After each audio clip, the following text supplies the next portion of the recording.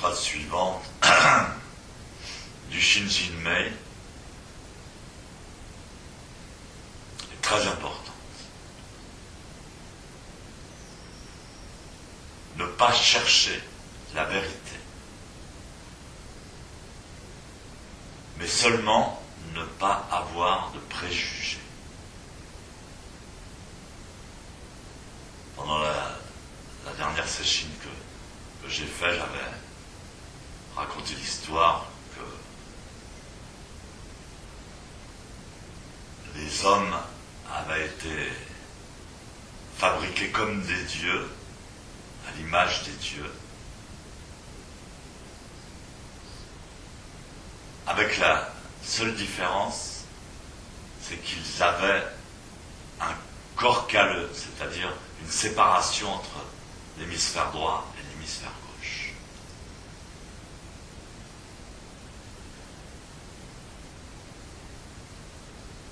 Ce qui fait qu'ils sont comme des dieux, mais ils ne peuvent pas se servir de leur capacité divine parce qu'ils sont toujours divisés.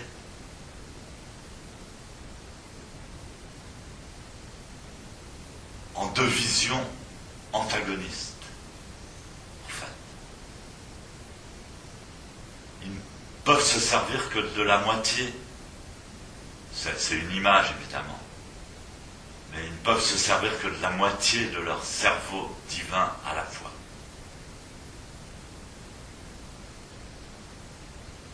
Ou bien objectif, ou bien subjectif, par exemple. Ou bien conscient, ou bien inconscient.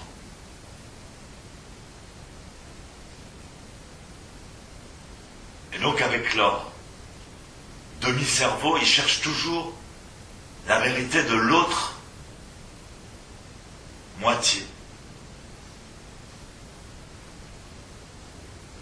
Et c'est très très remarquable dans le comportement humain, c'est justement le préjugé. Ils vont de préjugé en préjugé. Et quand on regarde même les philosophies, c'est-à-dire les idéologies auxquelles des peuples entiers adhèrent, elles sont totalement contradictoires. Alors qu'est-ce qu'il faut choisir?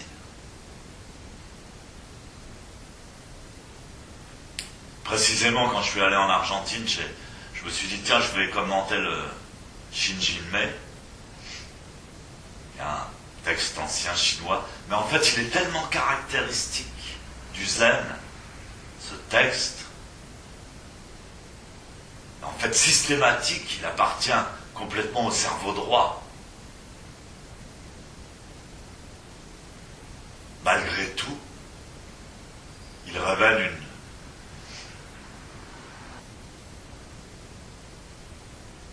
une spécificité de sagesse merveilleuse, précieuse. Surtout dans notre civilisation moderne. Ce qui nous sépare les uns des autres, déjà, ce qui nous oppose les uns aux autres.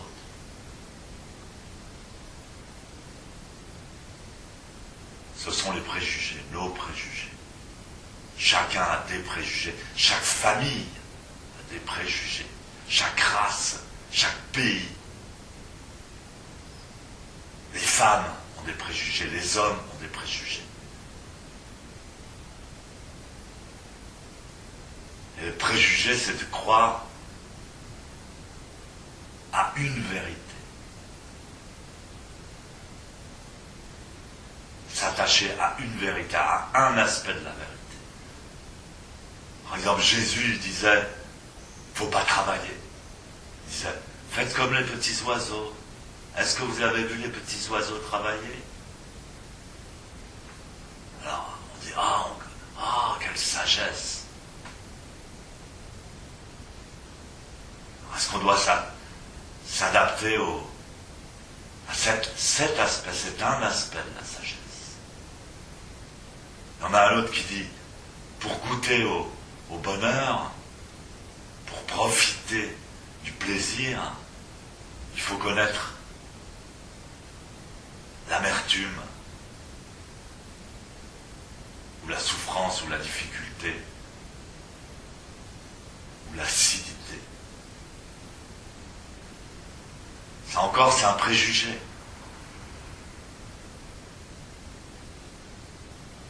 C'est une moitié de cerveau après l'autre.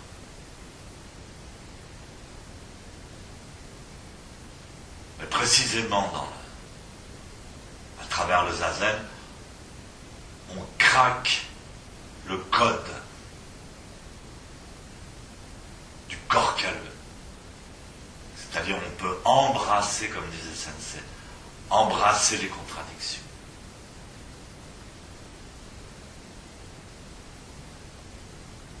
Donc cette phrase est super importante et c'est un vrai trésor. Ne cherchez pas la vérité. Et surtout, n'ayez pas de préjugés. Plutôt, n'ayez pas de préjugés.